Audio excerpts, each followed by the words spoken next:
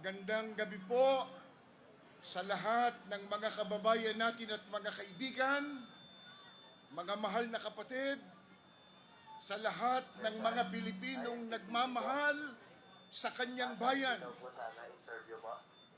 Baka po ang iba ay wala pa rito, halina po kayo, sumama po kayo dito, sapagkat tayong lahat ay iisa. We are one!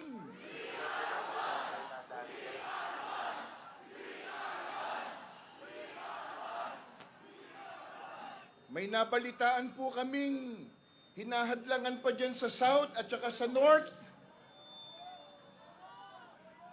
Meron naman na po tayong permit.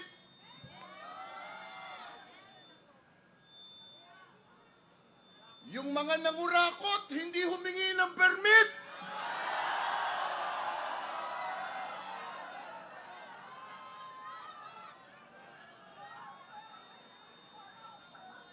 Meron pong ilang mga kapwa natin mamamayan nagbigay po ng comment at ang iba ay napublish sa social media.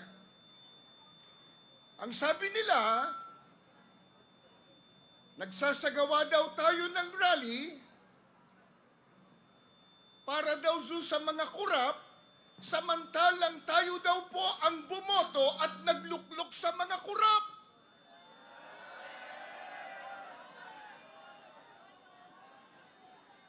Ang ibig lang sabihin, tinatanggap nila may mga kurap sa gobyerno. Aminado yung nagsabi, may mga kurap sa pamahalaan. Kung ayaw nila sa kurap, sumama na sila dito sa atin. Sapagkat tayo po, inilalantad natin yung mga kurap. Kung sumasang-ayon sila na masama sa mga nasa pamahalan ng kurap, halina kayo. Sumama na kayo dito sa amin.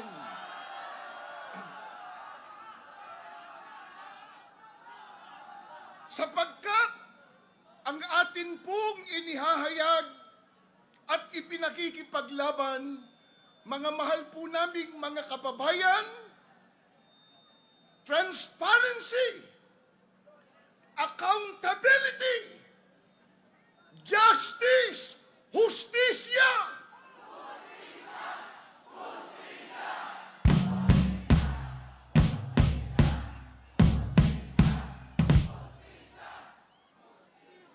Hindi po hostesya.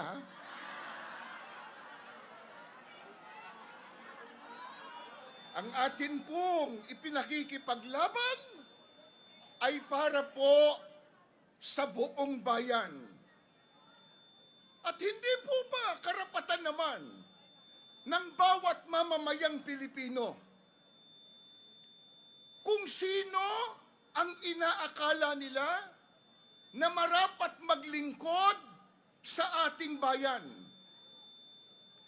Ang tinupad lang po natin yung ating karapatang bumoto ng sang-ayon sa ating batas.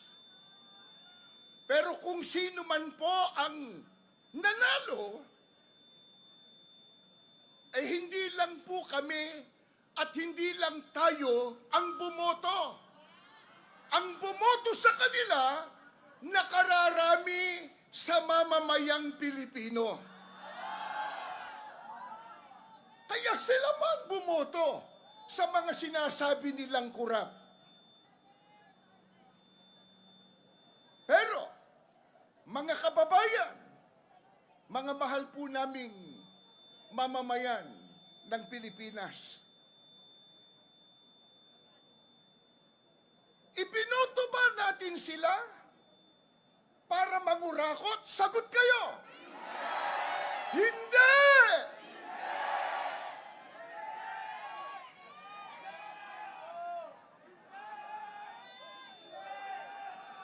Kaya natin sila pinili at ibinoto sa ating pag-aakala na sila po ay gagawa ng mabuti sa kapakanan po ng sambayanang Pilipino. Pero sila po ang sumira sa pagtitiwala natin yon.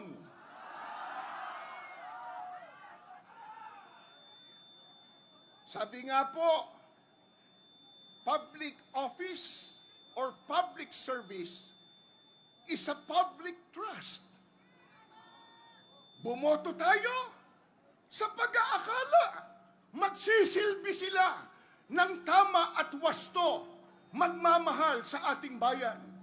Pero sinira nila ang atin pong pagtitiwala. Ano kanilang ginawa? Yung iba, nagnakaw at nangurakot.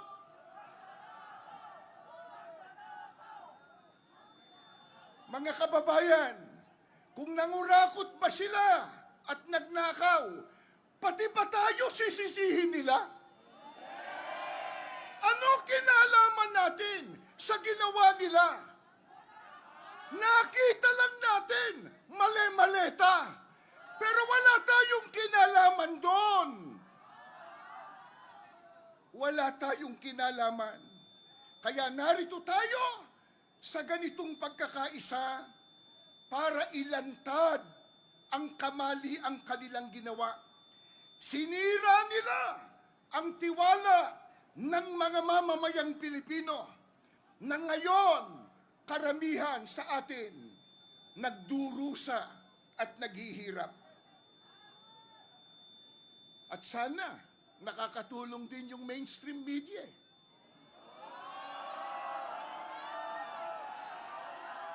Pero alam ba ninyo, may lumabas ngayon, ito daw angaw-angaw na ito ng tao. Ang sabi nila, nasa media po social media, 5,000 lang daw tayo. Totoo ba yun? Totoo ba yun?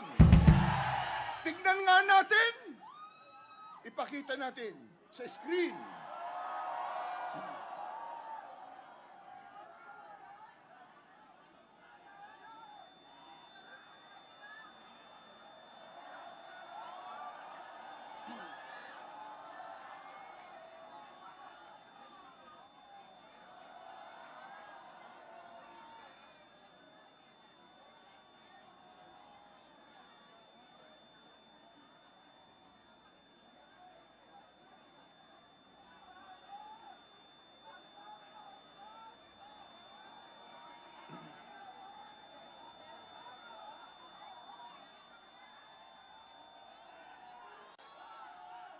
Totoo bang 5,000 lang? Hindi po. We are one! We are one! We are one!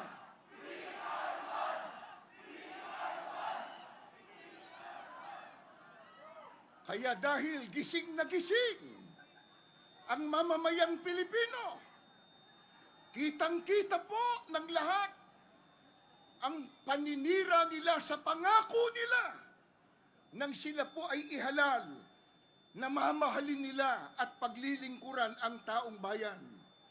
Kaya may karapatan tayo magsagawa ng ganitong pagkakaisa para sabihin sa kanila, para gisingin sila sa kanilang kamali ang ginawa at para tayo magsabi, sapagkat tayo ang may karapatang magsabi, mahiya naman kayo!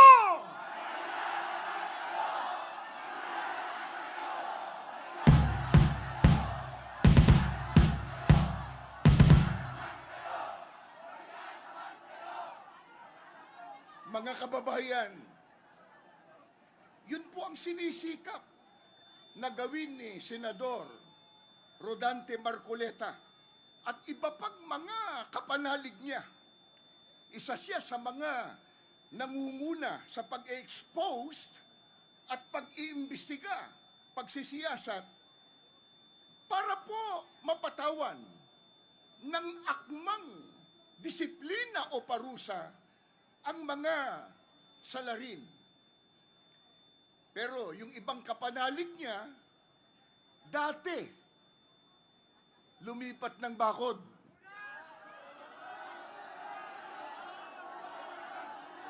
Natakot yata. Natakot.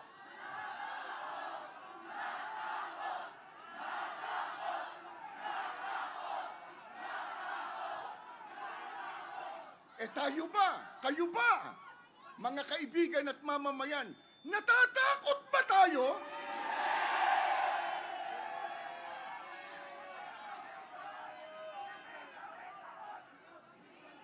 At yung iba naman, nagsawalang kibo. Parang walang alam. Bakit? Baka matuklasan tumanggap din ng maleta. Sa bagay, alam na ng sambayan ng Pilipino. Pati yung ang pondo ng bayan ay ginamit sa kampanya para mabalik sa Senado.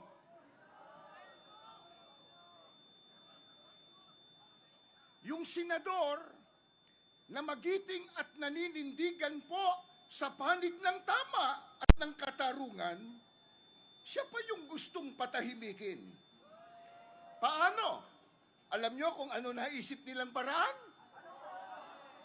Bend the law!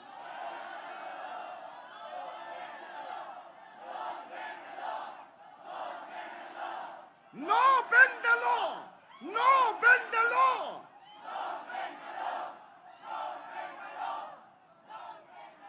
Lagi nating nababanggit, yung iba sa kanila, mambabatas, lawmaker, naging law bender. At may masaklap pa.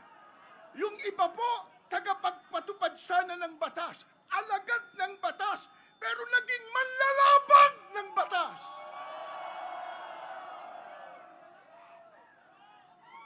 Dapat na ipatupad kung ano ang batas, partikular ang konstitusyon, pero pinipilipit po ang batas. At gaya ng alam na ng lahat, nabanggit na rin kanina, ang ikinakaso nila kay Senador Marcoleta, plunder daw. Plunder. Wala namang ebidensya. Sapagkat wala siyang kinuhang mula sa pondo ng anumang proyekto ng gobyerno. Walang kontrata ng gobyerno na ginamit niya na pagkakakitaan. Kaya nga, pilit nilang pinipilipit ang batas at bigyan ng sarili nilang interpretasyon. Talagang bendalo. No bendalo.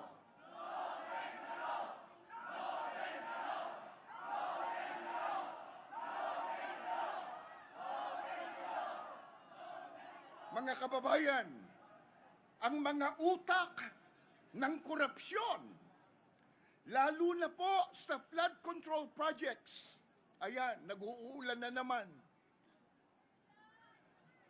Ang Diyos ang ayaw pumayag na malimutan natin Do not forget, sabi nga, yung ginawa nilang katiwalian, pinakamalaking katiwalian na nangyari sa ating bansa. Ang mga yan, sila po ang dapat na patuloy na imbestigahan. Sila po ang dapat kasuhan. At kung mapatunayan ay papanagutin. Papanagutin! Papanagutin!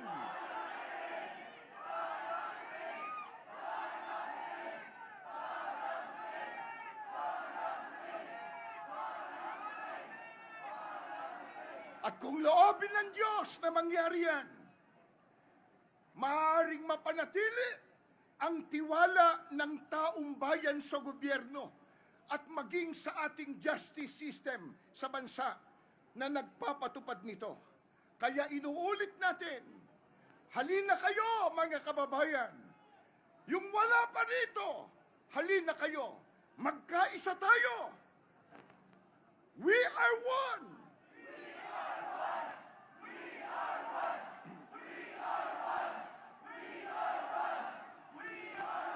At muli po nating sabihin, hanggat may mga Pilipinong nagmamahal sa ating bansa, nagmamahal sa katotohanan, at naninindigan sa katarungan, may pag-asa ang mahal nating bayang Pilipinas. Mabuhay ang Pilipinas! Magandang gabi po at maraming salamat.